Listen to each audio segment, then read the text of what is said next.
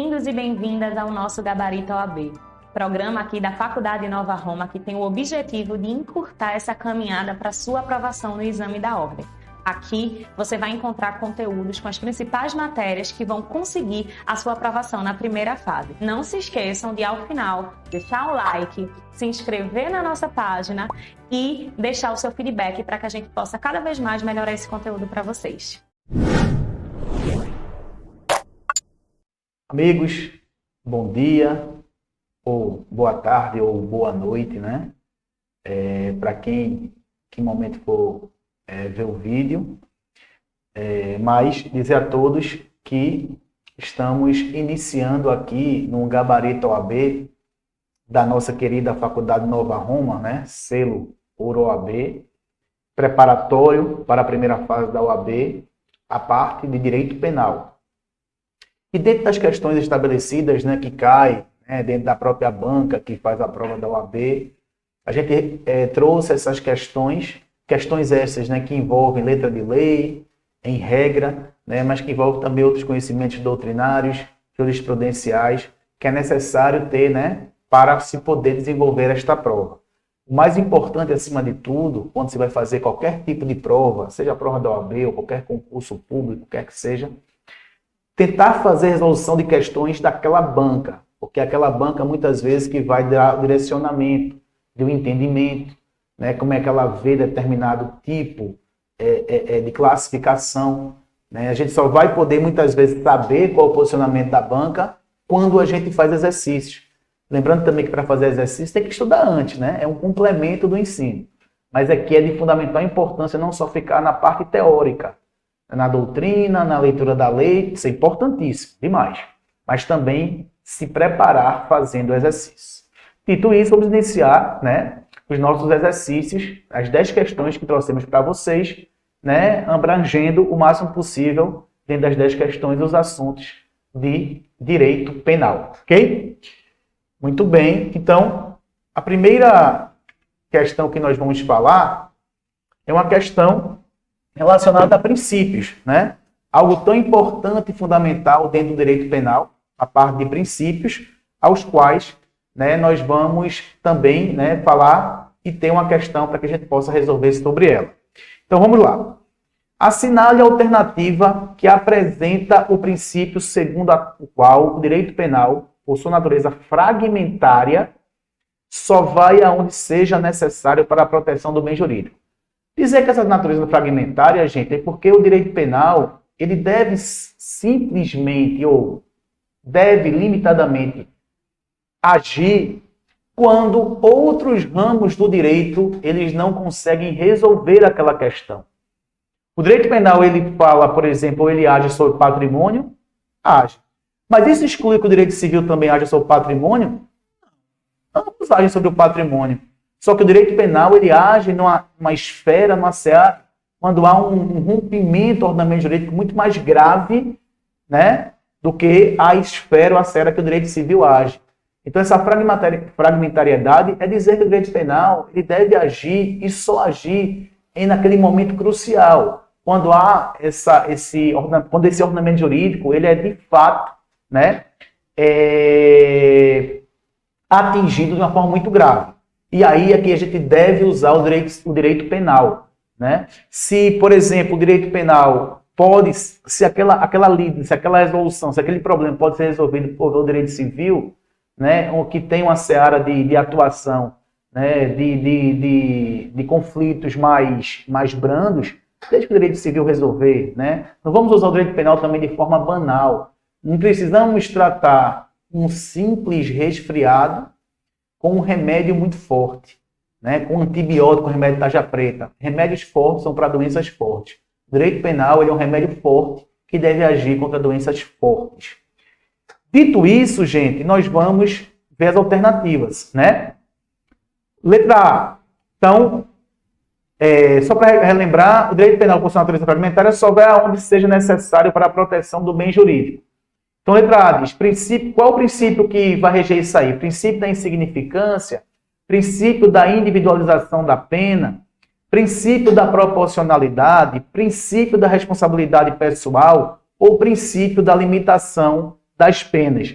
Deixando bem claro para vocês, gente, que a questão da fragmentariedade ela está relacionada ao princípio da insignificância.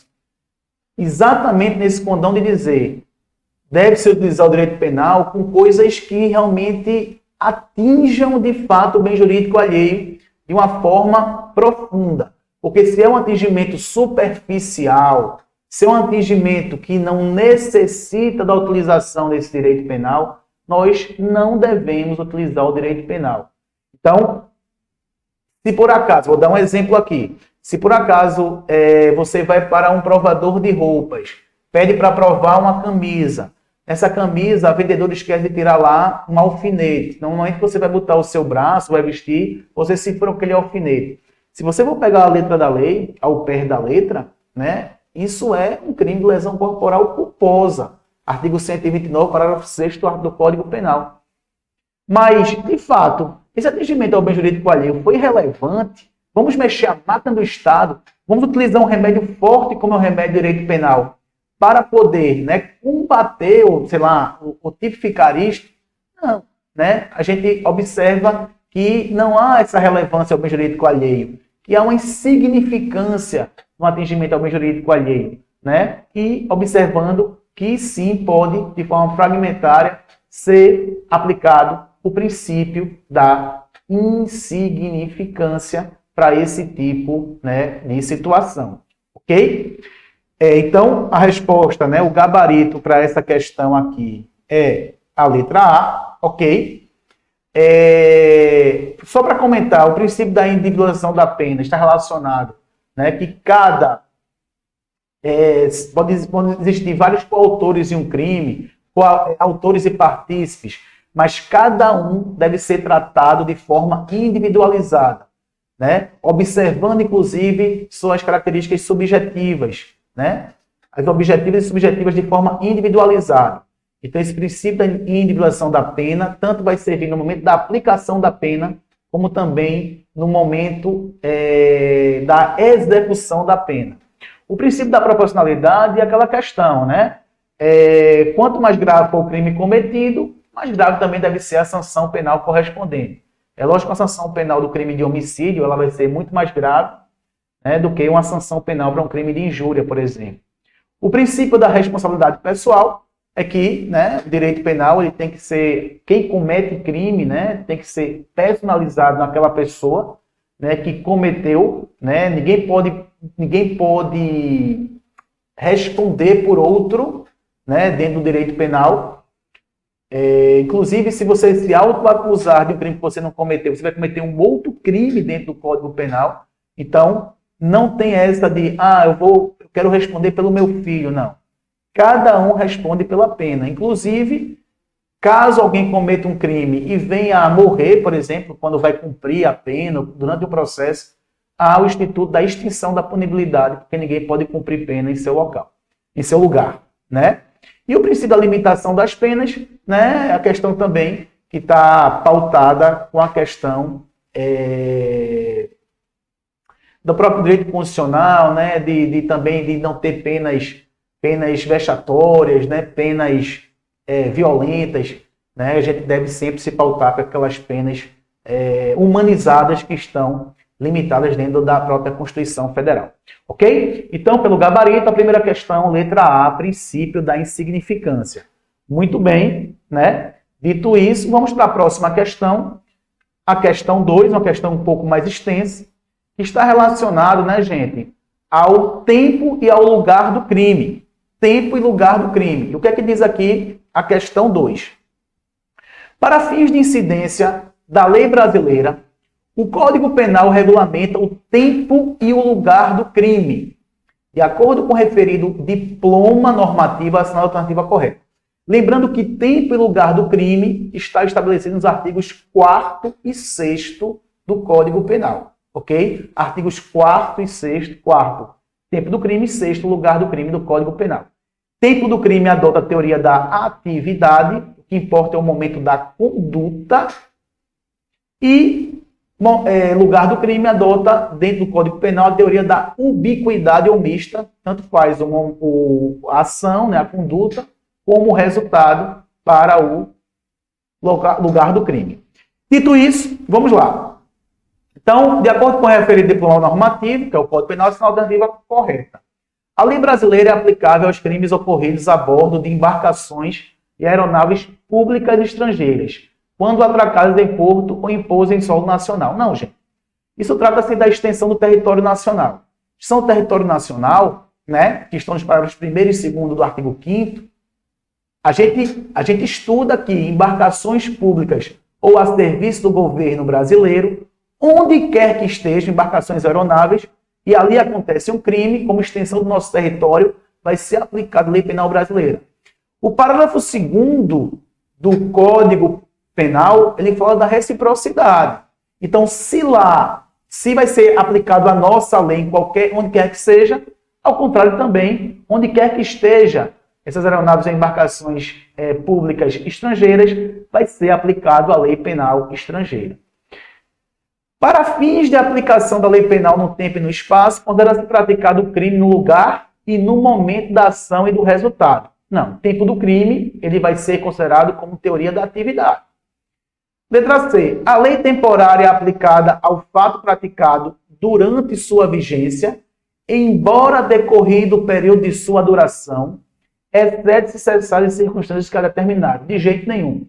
Lei temporária e lei excepcional, artigo 3º do Código Penal, são, quando alguém comete durante a vigência dessas leis, mesmo após cessar essa vigência, vai continuar tendo validade, tá certo? A aplicação da lei, ela vai ultragir e vai continuar podendo ser utilizada para aquilo que foi praticado durante sua vigência. Artigo 3º do Código Penal. Letra D.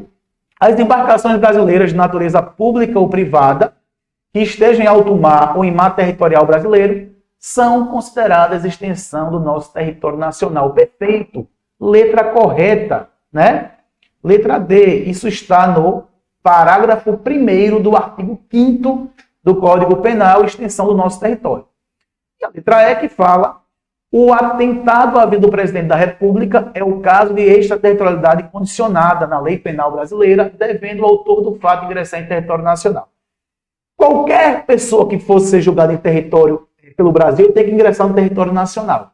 Porém, isso é um tipo de extraterritorialidade incondicionada, já que está inserida lá no inciso 1 do artigo 7º e, de acordo com o parágrafo 1º do artigo 7º do Código Penal, isso é uma extraterritorialidade incondicionada quando atenta contra a vida ou a liberdade do presidente da República.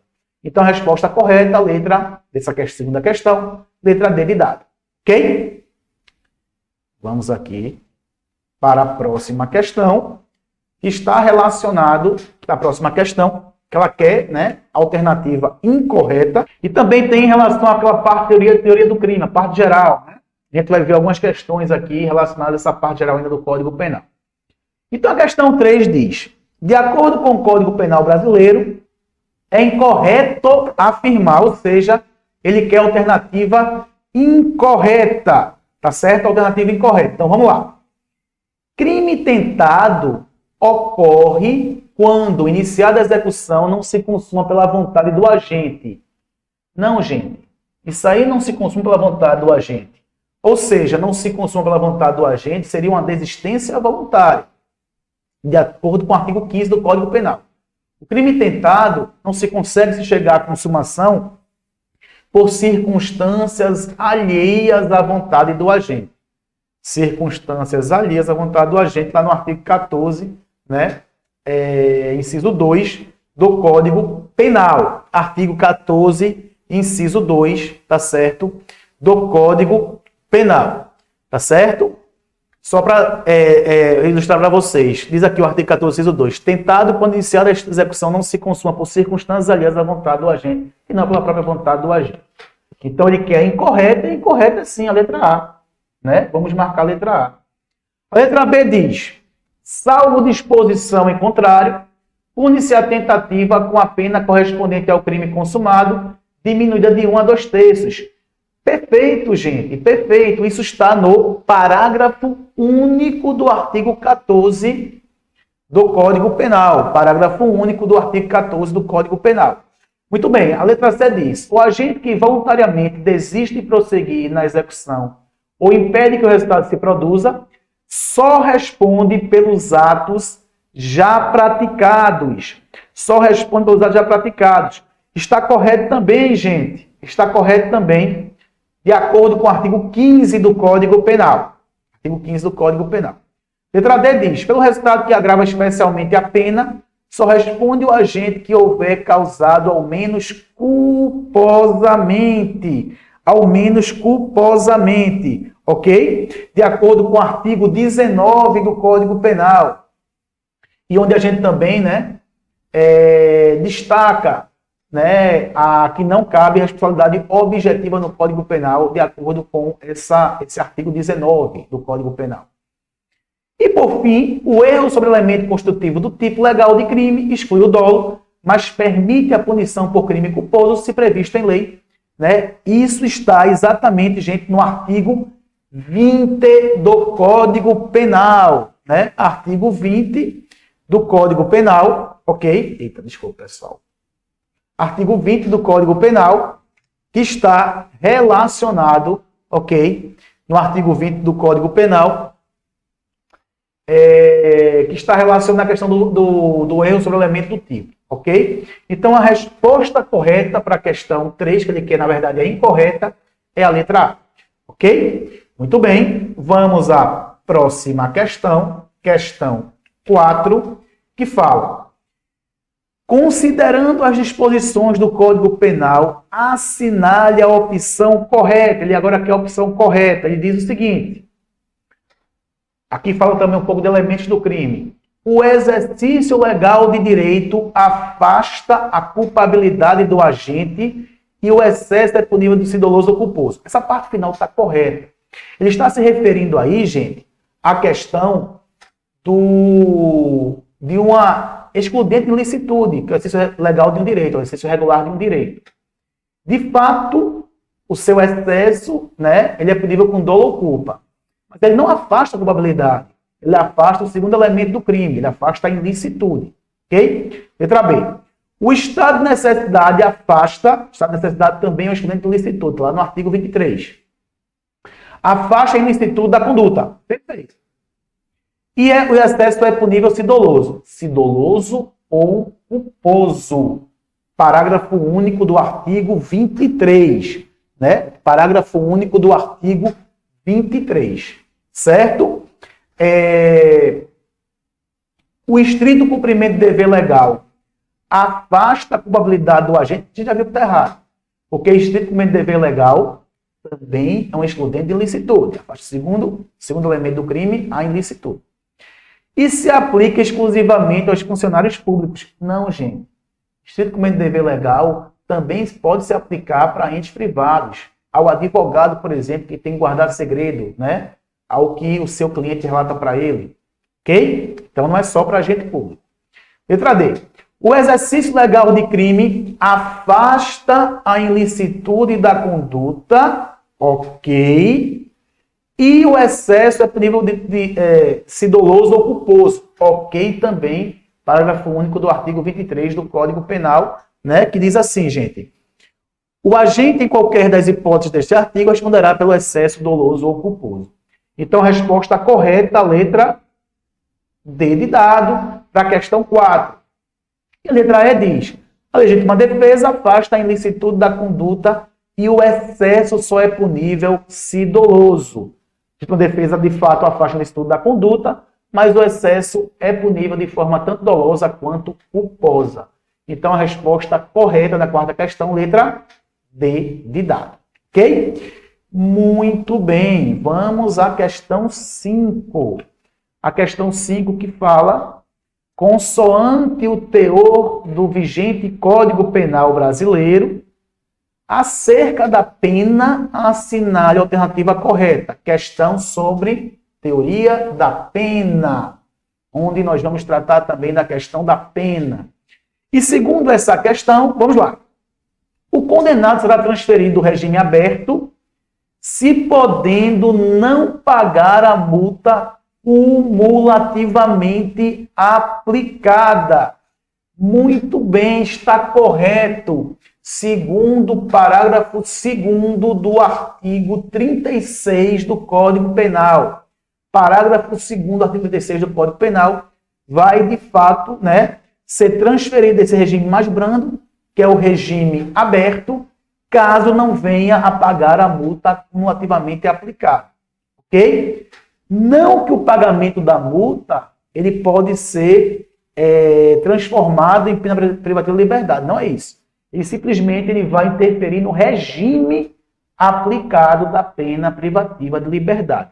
Ok? Então, o que é que tem de errado nas outras alternativas? Letra B.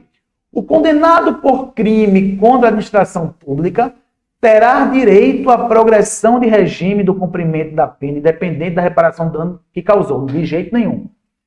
Quando for crime contra a administração pública, também deve-se restituir aquele prejuízo causado, né, ou pagar o valor daquele prejuízo causado. Isso é mais uma condição para a progressão do regime, gente. É mais uma condição para a progressão do regime, de acordo com o parágrafo 4º do artigo 33 do Código Penal. A letra C diz: o trabalho externo é inadmissível no regime fechado. Gente, isso leva muita gente a erro. Apesar do regime ser fechado, o trabalho externo admite-se, por exceção, o trabalho externo em obras ou serviços públicos. Como exceção em obras ou serviços públicos, de acordo com o artigo 34 e seu parágrafo 3º. Parágrafo 3º do artigo 34 do Código Penal. E por último, temos, certo, que não se computa, na medida da segurança, o tempo de prisão provisória. Computa-se sim. A declaração da pena computa-se sim, de acordo com o artigo 42 do Código Penal. Que diz, gente, esse artigo 42 do Código Penal? Só para que vocês, relatar aqui para vocês. Computa-se da pena privativa de liberdade e, na medida de segurança, o tempo de prisão provisória no Brasil ou no estrangeiro, a de prisão administrativa e a de internação em qualquer dos estabelecimentos referidos no artigo anterior. Ou seja, medida de segurança também vai ser computado, artigo 42 do Código Penal.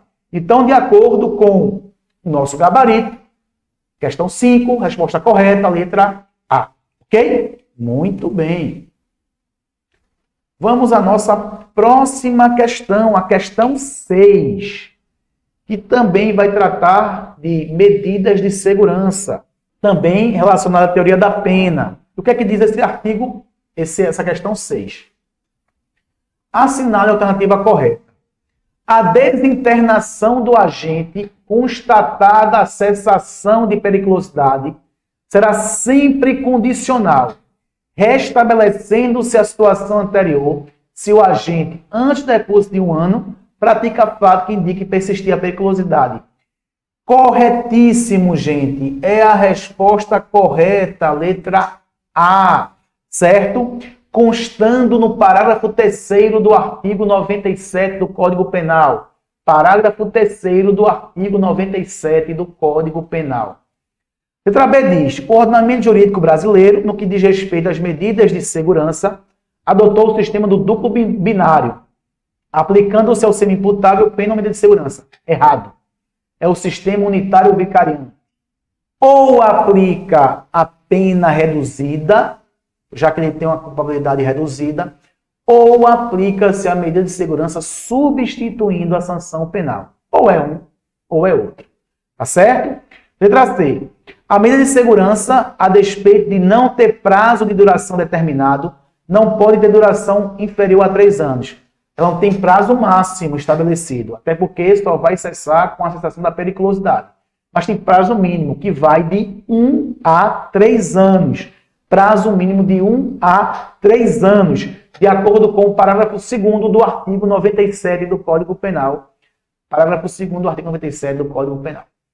E por último, a letra E, tá certo, que diz: a medida de segurança se impõe ainda que extinta a punibilidade do agente.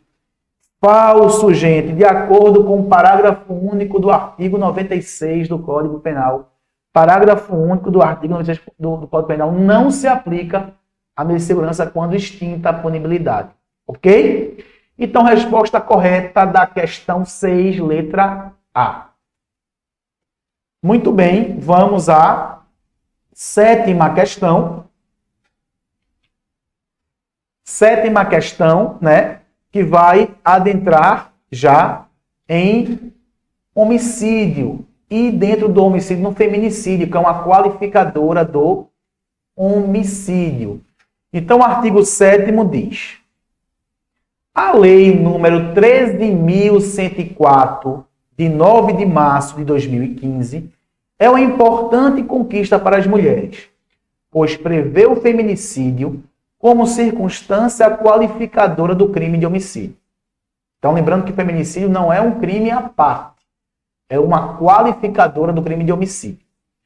De acordo com essa lei, a pena do feminicídio é aumentada de 1/3 até a metade se o crime for praticado. Isso consta, gente, isso vai constar no parágrafo 7º do artigo 121. O que é que diz o parágrafo 7º do artigo 121? A pena de feminicídio é aumentada de 1/3 até a metade se o crime for praticado, inciso 1, durante a gestação ou nos 3 meses posteriores ao parto.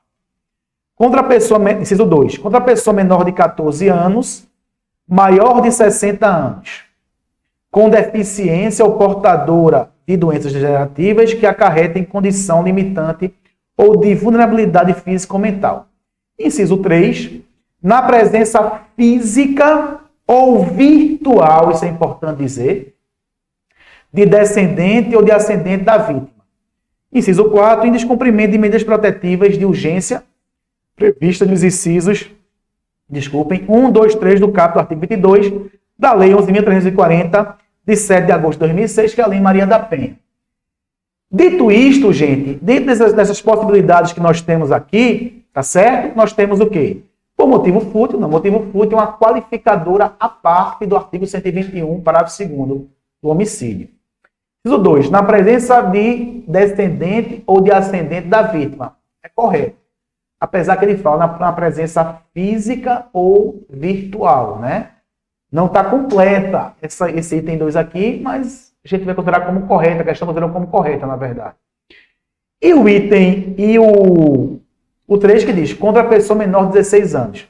Contra a pessoa menor de 14 ou maior que 60. Então, a única que está correta, gente, somente o item 2. Somente o item 2 que está correto é a resposta correta para a questão 7. Ok? Muito bem, gente. Vamos para a próxima questão. Questão 8. O que é que diz aqui a questão 8? Só um minuto, pessoal. João, guarda municipal, se aproveita de sua condição de funcionário público, já nos reporta ser um crime próprio, onde se exige uma condição especial, sujeito ativo para praticar o crime, e do fácil acesso aos bens da prefeitura que o cargo lhe proporciona para subtrair, sem violência ou grave ameaça, dos computadores do ente público. De acordo com o Código Penal, João praticou o crime de artigo 312, parágrafo 1º, artigo 312, parágrafo 1º do Código Penal. Crime de peculato. Crime de peculato. O parágrafo 1º diz, do artigo 312, aplica-se a mesma pena se o funcionário público, embora não tenha a posse do dinheiro, valor ou bem, o subtrai ou concorre para que seja subtraído em proveito próprio alheio, valendo-se da facilidade que lhe proporciona a qualidade de funcionário, chamado peculato furto. Lembrando que a pena é de reclusão de 2 a 12 anos e multa, pena bem maior do que o de 1 a 4 anos e multa do crime de furto, lá do artigo 55. Então, gente, a resposta correta, letra A, crime de peculato, artigo 312, parágrafo 1º do Código Penal. Ok? Muito bem, meus amigos. Vamos à penúltima questão, a questão 9. Pouco mais extensa, mas vamos ler ela lá. Ela vai também tratar de crimes, né? E aí a gente vai ter que definir, porque lembrando, gente, no Código Penal, a gente tem que definir, tem que aplicar o crime, né? Ao qual o tipo, o fato praticado mais se enquadra, mais tipifica, né? Ah, esse crime aqui poderia não, tem que ser o que mais tipificou aquela atitude, aquela ação ilícita. Então, o artigo 9 diz, a questão 9 diz, Paulo Engenheiro afirma ter descoberto a cura do câncer. Para tanto, vai até a porta de um hospital especializado no tratamento da doença, no dia 5 de outubro de 2021, entrega gratuitamente a 50 pacientes uma substância líquida em pequenos vidros. A todos, ele afirma não poder dizer a composição, uma vez que ela é secreta. Eu vou até grifar aqui esse secreta, ok? Afirmando, no entanto, que os estudos por ele desenvolvidos apontam no sentido de que a substância é infalível. Também vou marcar aqui infalível. Ou seja, o percentual de cura chega a 100%. O percentual de cura chega a 100% dos pacientes. Em conversa gravada com pessoas próximas, Paulo afirma que estava surpreso com a credulidade das pessoas, uma vez que não havia nenhuma propriedade curativa na substância por ele divulgada como milagrosa e capaz de curar a doença. Com a divulgação do vídeo, a polícia instaura procedimento investigativo para apurar a conduta de Paulo. Com base nas informações apresentadas, é possível afirmar que Paulo poderá ser acusado pela prática do crime de... A gente tem que enquadrar qual o crime mais, que mais se enquadra nesse tipo de ação de Paulo, nessa tipificação. E as alternativas sim. A. Exercício legal da medicina, uma vez que o desenvolvimento e a entrega de substâncias medicinais são atividades exclusivas de médico e Paulo engenheiro. Não, gente. Exercício legal da medicina está no artigo 282, que é você habitualmente, né, diz aqui 282, exercer, ainda que a título gratuito, a profissão de médico, dentista ou farmacêutico sem autorização legal ou exercendo os limites. Não foi o caso, né? Ele estava exercendo. Ele apenas disse que achou uma cura do câncer. Então não se enquadra com o artigo 282 do Código Penal. Letra B.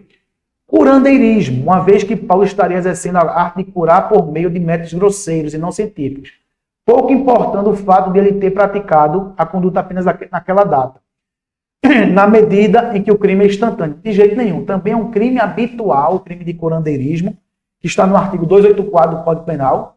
O curandeirismo, né, ele faz ações para tentar curar, né, exerce essas ações, né, mas aí não tem o conhecimento técnico, mas o conhecimento mais prático da coisa.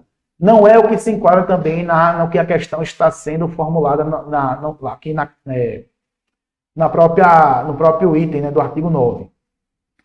Letra C. Charlatanismo, na medida em que estaria prometendo a cura por meio secreto, opa, a gente grifou lá em cima, infalível, com a consciência de que a promessa feita era inócua. Gente, curandeirismo, charlatanismo, desculpe, está no artigo 283, o que diz: inculcar ou anunciar cura por meio secreto e infalível. Exatamente o modus operandi adotado no que o texto da questão está dizendo. Resposta correta, gente, letra C. Charlatanismo, artigo 283 do Código Penal. O D fala em estelionato, na medida em que, apesar de não cobrar pela substância e não causar prejuízo econômico às vítimas, isso não é suficiente para afastar o crime, mas existe uma tipificação, o curandeirismo, o charlatanismo, não deixa de ter um certo estelionato, né? A tipificação. Mas o tipo penal mais específico para a ação é o do artigo 283, ok? Não do 171. E letra A é charlatanismo e estelionato em concurso formal, na medida em que, além de promessa de cura, ele teria enganado as pessoas, o que é suficiente para a configuração do estelionato, pouco importando a não obtenção da vantagem econômica. Nesse caso também, gente, a tipificação do crime é de charlatanismo, artigo 283 do Código Penal, não em concurso formal, já que esse engano, esse engodo, ele também está inserido no crime de charlatanismo. Ok? Então, resposta correta da questão 9, letra C.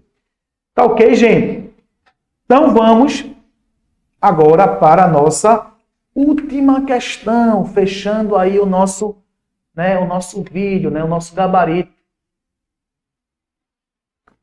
que vai orientar e, se Deus quiser, ajudar você no momento da prova, da primeira fase da prova da OAB.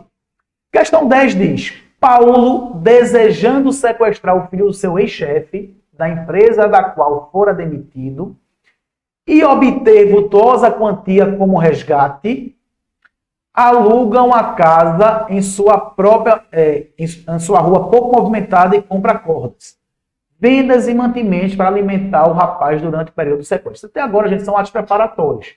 Não iniciou os atos executórios do crime. De acordo com o Intercrimes, ainda não seria punível isso aí. No dia por ele planejado, vai até a saída da escola do rapaz, colocando dentro da mala do carro e o leva para o cativeiro. Aí já iniciou os atos executórios do crime. E aí, gente, já consumou este crime. Tá certo? Esses atos executórios já constatam a consumação desse crime. A tentativa seria, no momento que ele tenta sequestrar a vítima, por circunstâncias alheias à sua vontade, ele não consegue sequestrar, tá certo? Mas, quando ele consegue sequestrar, nesse movimento de já levar o cativeiro, o crime já está consumado. Agora, lembre-se também que é um crime, esse é classificado como um crime permanente. Esse crime do artigo 159 do Código Penal é um crime permanente, ou seja, sua consumação se estende pelo tempo de acordo com a vontade do sujeito ativo. Então, enquanto esse sujeito, a partir do momento que a vítima foi pega, até o momento que ela tem a sua liberdade restringida, a consumação do crime está se prorrogando pelo tempo. Consequentemente, pode-se dar o quê? A prisão em flagrante a qualquer momento. Ok? Então, antes que pudesse fazer qualquer contato, lá chegando, põe a vítima vedada e amarrada no quarto. O crime já está consumado. Antes que pudesse fazer qualquer contato com a família da vítima pedindo resgate, a polícia invade o local, acionada por vizinhos que estranham os gritos vindos da casa e consegue resgatar o rapaz com vida. Diante da hipótese narrada, a respeito da conduta criminosa praticada, é correto afirmar que Paulo deverá responder pelo crime de cárcere privado consumado? Não, gente. Havia no intuito, né? Quando ele fala aqui, ó, deixa a gente reportar aqui, que ele diz aqui, ó, desejando sequestrar o filho do seu chefe, a empresa da qual foi demitido, e aqui, ó, diz, ó, obter vultuosa quantia como resgate. Ele tinha a intenção de obter vultuosa quantia, de obter uma vantagem indevida. Então, isso já tipifica o crime de extorsão mediante sequestro, no artigo 159, e não crime de sequestro ou cárcere privado. Então, a letra A está incorreta. Letra B. Tentativa de cárcere privado, primeiro é um crime consumado, né? Então, se não é cárcere privado, muito menos tentativa. Letra C. Extorsão mediante sequestro tentado. Como foi explicado para vocês anteriormente, já é um crime consumado. A gente explicou quando caberia a tentativa desse crime. Tá ok? Lembrando também que é um crime formal, onde sua consumação se dá antecipadamente no momento da conduta. Existe um resultado naturalístico tipo penal? Existe. A obtenção da vantagem devida. Só que ele não é necessário que ocorra para a consumação do crime.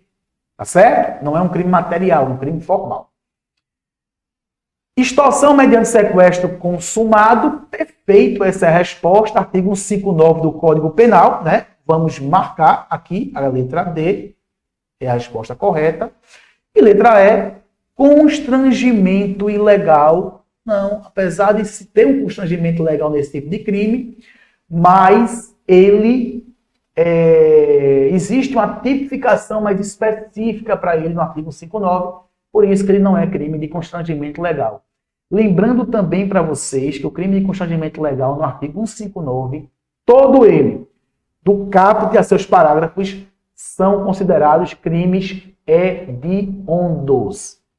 Mesmo com a lei anticrime, que modificou várias outras leis, inclusive a lei de crimes hediondos, que é a lei 8072/90, este crime continuou sendo um crime hediondo em todas as suas formas, em todas as suas modalidades.